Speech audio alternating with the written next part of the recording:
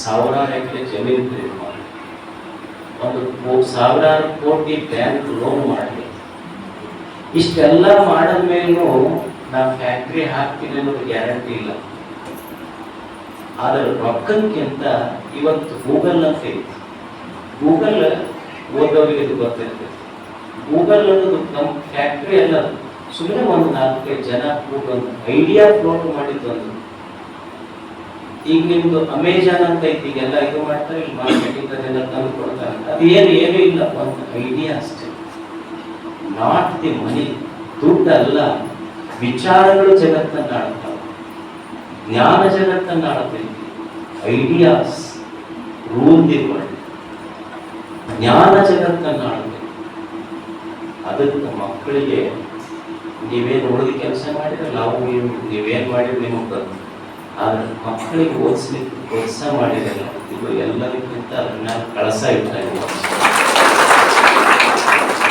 ಇದು ನ ಚೋರ ಹಾರ ನ ಚ ರಾಜ ಹಾರ ನ ಭ್ರಾತೃ ಭಾಜ್ಯಂ ನ ಚ ಭಾರಕ ವ್ಯಯೇ ಕೃತೆ ವರ್ಧತೆ ಏವ ನಿತ್ಯಂ ವಿದ್ಯಾಧನಂ ಸರ್ವಧನಂ. ಈ ಭೂಮಿಯ ಮೇಲೆ ಬಹಳ ದೊಡ್ಡ ಸಂಪತ್ತು ಏನಾಗ್ತಿತ್ತು, ಜ್ಞಾನ ಸಂಪತ್ತು. ಜ್ಞಾನ ಸಂಪತ್ತಿನ ಮುಂದೆ ಯಾವ ಸಂಪತ್ತು? ಇವತ್ತು ಸಿದ್ದೇಶ್ವರ ತಗೊಳ್ಳಿದ್ರು, ಅವ್ರ ಹತ್ರ ಏನು ಬ್ಯಾಂಕ್ ಬ್ಯಾಲೆನ್ಸ್ ಇತ್ತ, ಏನು ಹೊಲ ಇತ್ತ, FD ಇತ್ತ, ಏನೂ ಇರಲಿಲ್ಲ. ಏನೂ ಇರದ ಸಂತನಿಗೆ ಜಗತ್ತು ತಲೆಬಾಗ್ತಿರ್ತಲ್ಲ. ಯಾಕಂದ್ರೆ ಒಳಗೆ ಜ್ಞಾನ ಇತ್ತು. ಜ್ಞಾನ ಸಂಪತ್ತು ಎಲ್ಲ ಸಂಪತ್ತು, ಅದಕ್ಕಷ್ಟು ಬೆಲೆ ಐತಿ.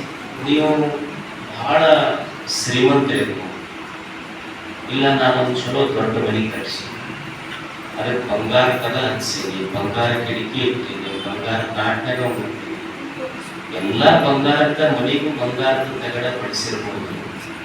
ಈ ಎಲ್ಲ ಬಂಗಾರದ ಮಾಡಿಸೋದು ಸಹಿತ ಬಹಳ ಕಿಮ್ಮತ್ತಿದ್ದಿರ್ಬೋದು. ಆದ್ರೆ ನಿನ್ನ ಮನೆ ಉದ್ಘಾಟನೆ ಮಾಡಬೇಕಾದ್ರೆ ಸುಮ್ಮನೆ ₹1 ಕೊಟ್ಟಕ್ಕಂತ ಮಣ್ಣಿನ ಕೊಳತೆಯಿಂದ ಮನೆ ಉದ್ಘಾಟನೆ ಮಾಡ್ತೀವಿ. ಬೆಳಕು ಉದ್ಘಾಟನೆ ಮಾಡ್ತದೆ, ಬಂಗಾರ ಉದ್ಘಾಟನೆ ಮಾಡ್ತದೆ. ಸುಮ್ಮನೆ ಒಂದು ಕೊಳತೆ ಬೆಳಕ ಮನೆ ಬೆಳಗ್ತದೆ. ಜ್ಞಾನದ ಬೆಳಕು ಮನಸ್ಸನ್ನ ಜಗತ್ತನ್ನೇ ಬೆಳಕು.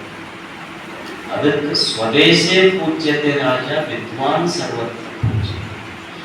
ಈ ಕ್ಷೇತ್ರದ ಒಬ್ಬ ಶಾಸಕರಾದ